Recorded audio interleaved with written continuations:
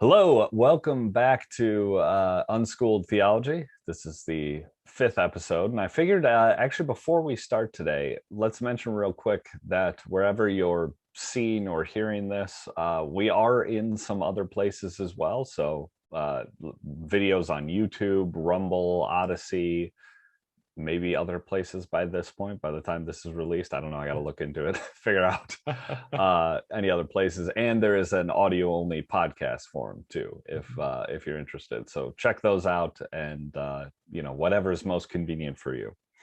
All right, with that, let's get into today's episode. And now previously we've talked about the Bible as this long story, this long narrative.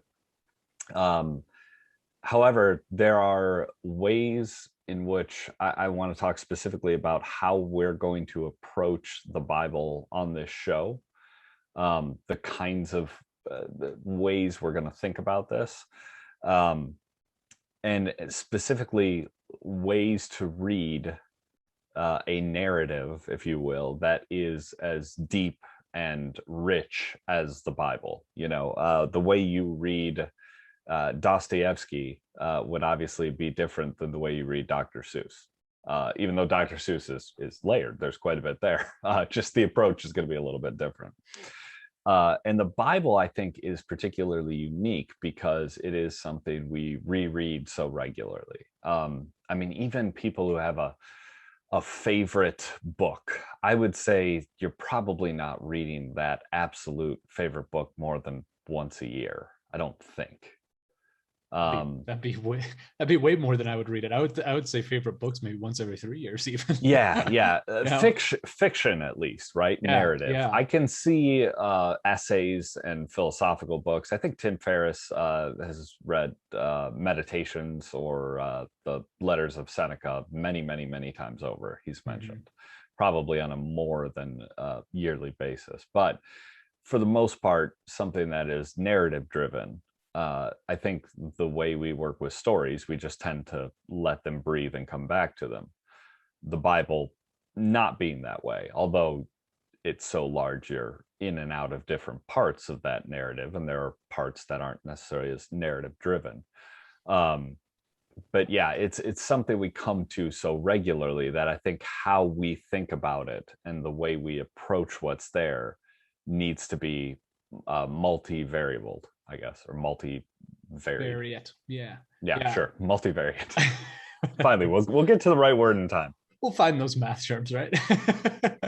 I think that that's such an interesting observation that we tend to read things that are nonfiction or maybe I guess more spiritual or philosophical frequently. The fact that the Bible is a narrative that we read frequently over and over and over again, I think emphasizes the depth of the narrative and what's intended in the narrative is that it's Yeah. something that is, I think all narratives have somewhat of a spiritual aspect to them, but the Bible has a little bit more spiritual depth to it and maybe speaks even more to the purpose of the text.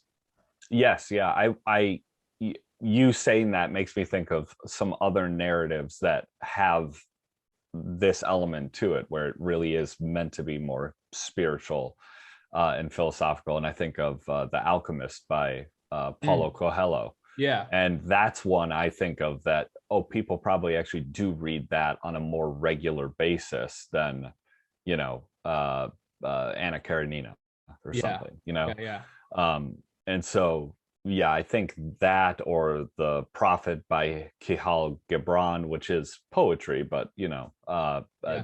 sort of a narrative as well. Yeah, those kind of things I think we come back to more. And yeah, you're right.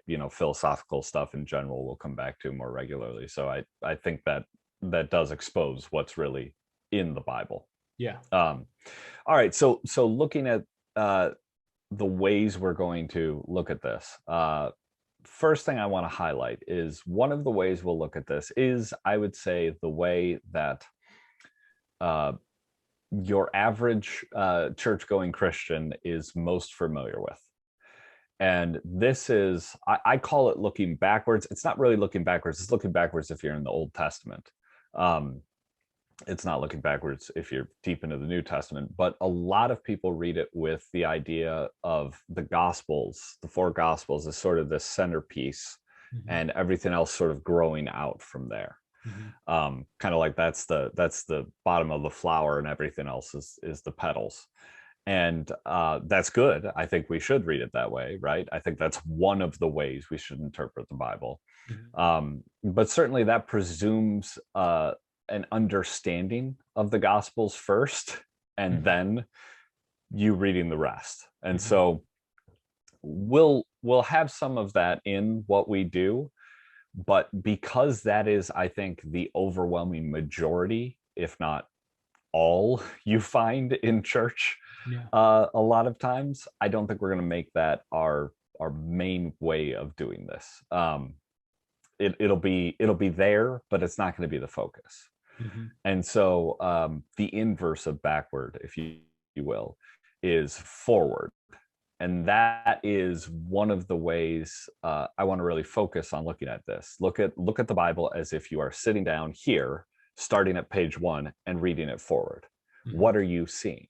Yeah. Right. And I think that's something, actually, as Christians, if you've grown up in the church, at least, and maybe even if you haven't too, it's something we're not used to doing, Mhm. and may well have never done, because when you grow up in the church, you're learning things from the New Testament, from the Gospels, from throughout the Old Testament. I mean, Daniel and the lion's den, right? One of the first things you learn in Sunday school if you grow up in the church.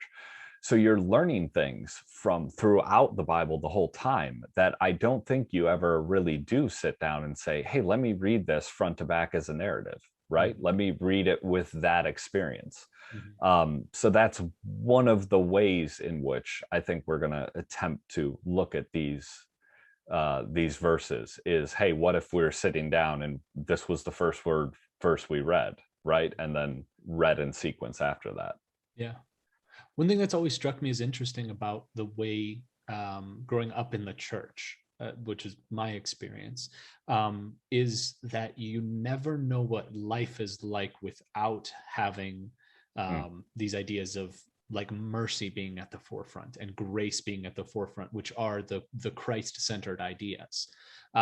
You don't live without that and see what it would be like to experience like just eye for an eye, or just retributive justice and things like that. So I think it's important to try to shift that perspective and go straight through something and look at it as though what life could be without Jesus, and so like right. if you're somebody who grows up in the church and you're taught about Jesus from the time you're 8 years old, before you have maybe even a fully formed idea of how bad the world could be if you didn't treat people with grace and people didn't treat you with grace.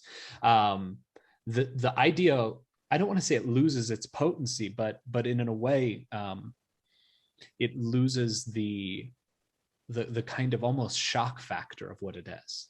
Mm, The concept, like if you grow up with love your enemy, being from the time you're 7 years old, it's different than being told that when you're, say, 25 years old or 30 or for sure. 40 years Yeah. old. Because at that point, you've experienced enough of the world and seen how a lot of the world cannot think that way and how destructive that is. Um, that it will really shift your perspective. So I think this is the Yeah. same thing as taking the Bible from the beginning and looking at the fall and trying to experience what hopelessness actually would feel like. Yeah. Yeah. Yeah. It's yeah, I think we lose some of the true revolutionary nature of the Yes. Bible when we're always looking backwards, as I Mm-hmm. call it. Mm-hmm.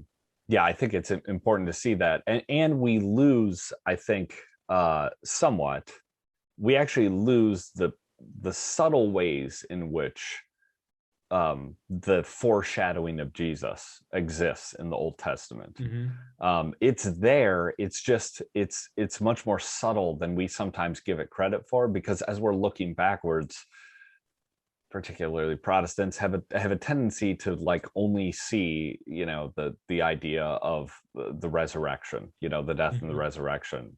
That's the symbolism they see throughout, where there's even more subtle aspects throughout as well. um I think specifically of Jesus saying, I came to fulfill the law, right? Not to replace it. And that one of the ways in which I interpret that is the idea that you have these laws, but him fulfilling it is filling in underneath, right? The principles. And that's what we get, I think, in the Sermon on the Mount and some of Mhm. these teachings by Jesus, is we get the principles that underlie these laws, which were born out of them. And we could, if we're reading forward, if you will, I Mhm. think we can actually see some more of that underpinning, especially by the time we get to Jesus saying that. So, Yeah. yeah, that's going to be one of the ways we look at it. Of course, we'll be looking at it as layers. Any good narrative fiction tends to work on multiple layers. So we talked previously, and we'll link to the episode in the show notes here, about the idea of the material, the functional, and the spiritual. Mhm.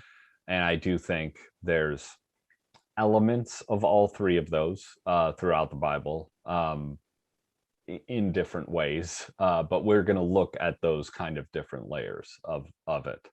And people always say the Bible is layered. That's something even in, the Protestant churches. I think we hear that a lot.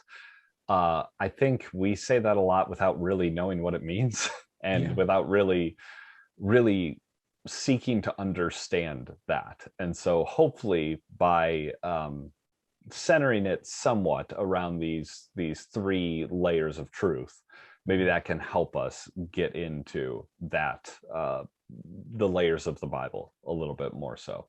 Yeah.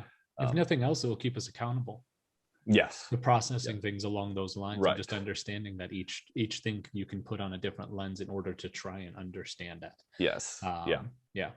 Yeah. And lastly, is this idea, I'm calling it fluid truth, which sounds a little bit weird, but this probably most specifically relates to how the Bible handles material truth. Mhm. And so I want to give an example actually of this. And this is Genesis 1 verse 2. Excellent. Uh, I'll be reading from the ESV. Uh, Was that your biblical voice? yes, yes.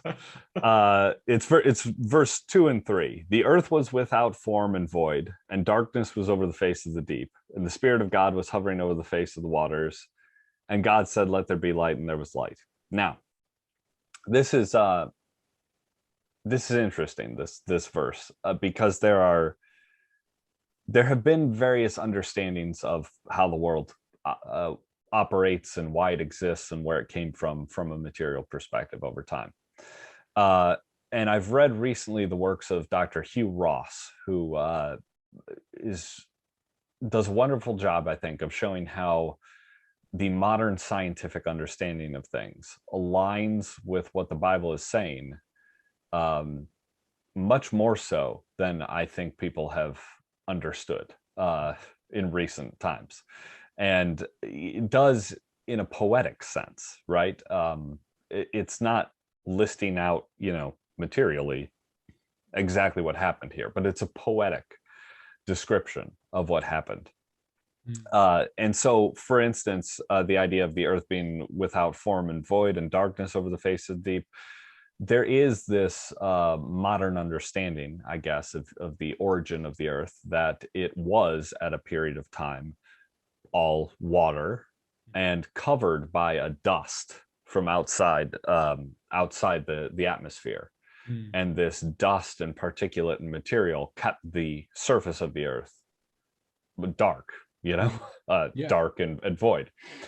And that at some point, a massive meteor comes along, strikes the earth, and this is actually what causes the tilt on its axis, which is responsible for life, more or less. But at the same time, it strikes that and it pulls out into space with it, knocks out into space some of this dust. And so Yeah. you suddenly have light, and you have light before you have the sun. You don't see the sun for for years and years and years afterwards. Mhm. But light does shine through. And so that does align with the order of things in these verses, right? Mhm. At the same time, I was reading another book recently, and it talked about how in these same verses, curiously, we have ancient man, of course, the word element meant something very different to them, right? Today we have our periodic table of elements, Mhm. but for them, they understood all creation as existing from water, wind or air, uh, fire, and earth. Mhm. And what you'll find here is in this verse, you have the earth that was without form and void, and you have the darkness over the face of deep. So you have water. You have the Spirit of God hovering over the face of the waters. So you have air. And then you have God saying, let there be light. Light up until very, very, very recently, we understood as only coming from fire. So you have the four elements that, Aristotle, if you will, would have understood Mhm. um, as being the four elements behind all of creation. Yeah. So you could read that material truth into this if you wanted to too. And so this is kind of what I mean by fluid truth, is that I think I personally look at that and say, well, that's as one who already believes in God, one who sees even more amazing what he's done with the Bible, right? That he's crafted a narrative in such a way that whether it was your understanding of the elements as ancient man or the modern understanding of the origin of the earth, both things can be found in this passage. It's poetically written in a way where it's true in poetic form. It's true to the understandings, the scientific understandings, if you will, the material understandings of both of these eras of man. Um, and so I find that fascinating. That's another way, I guess, that we'll be looking at the Bible, is how it's sort of, it may be materially true, not in a very literal reading, but in a poetic reading, I suppose. Okay. That's So interesting. So when you're talking about, I want to get at the term fluid that you're hitting at. mhm. Fluid then is referring to the fact that it can be read as true by multiple audiences who have Yes, multiple understandings different of how material understandings. Yeah, the the truth world that's functions. fluid. Yeah, the truth that's fluid is really our material understanding. Yeah, We talked about that in that as we episode, how, referenced. yeah, Yeah. material truth is the most fluid of the truths, Mhm. even though it's quote unquote the most verifiable, but maybe that's not so verifiable if it's so fluid. Um, but yeah, this is the idea here, is that it's really our understanding that's fluid, but Mhm. the Bible is the poetic nature of it makes it malleable, in a way where it actually fits both understandings at the same time. That makes sense. That makes sense. Um, I want to talk for a second then about about the poetry, I guess. A lot of times poetry, well, I want to say both poetry and really modern, like abstract art. Abstract in the most literal term of the definition is taking out what is essential and only having that and getting rid of all the extra details. And so Mhm. it feels like a lot of times good poetry will have this, and abstract art will do this. They will try to, it's why it looks so strange, is because they're trying to find what's the minimal amount that I can put here to signify whatever this is. So Right. blue for sky, that is the only thing. And so in poetry, a lot of times you'll see that good poetry abstracts out the essential, and so they can say in one line what might take a book for other people to say.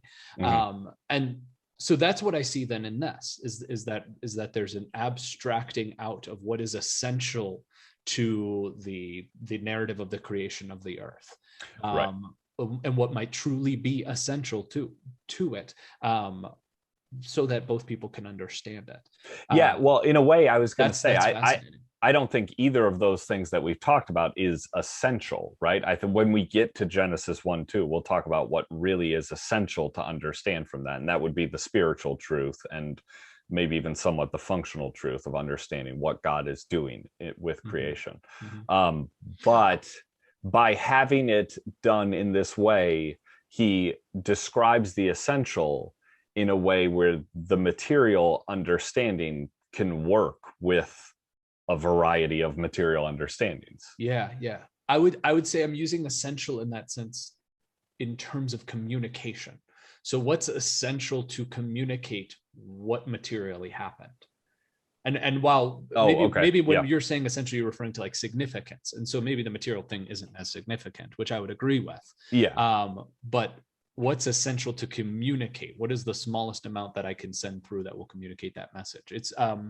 It's like if we both have played this game. If you haven't played this game before, it's called Code Names, where the whole point of the game is to try to get your partner to guess a particular word by only using one word, or multiple words. A lot of times by only using one word. So you have to think it's a little bit of an exercise in essential communication, asking yourself, what's the minutest, the smallest thing that I can send to this person that's going to trigger in them the word that I want them to say. Right. And so that's what's happening here is how can you create a narrative that doesn't get into the messy details of what modern science might be trying to explore, and still have it align with what modern science is exploring. Yeah. A modern or ancient, right? Or ancient science. And that's to where align across time. That's where the fluidity comes in. And that's where it becomes truly brilliant, is that Yes. lining those both up. All right, so that's gonna be it for this episode. That's just an approach, I guess, we're taking to reading the Bible, is that we're gonna look at it in these different ways all at once, backwards, forwards, layers, and the fact that there's some fluidity to the meaning of the poetry of it as well. So that's what we'll be doing. Be sure to check us out. Email us at unschooltheology@protonmail.com, and you can also feel free to comment, like, or subscribe, or whatever the equivalent is wherever you're consuming this. Leave reviews if that's an option, all those things, and we'll be back next time. Excellent.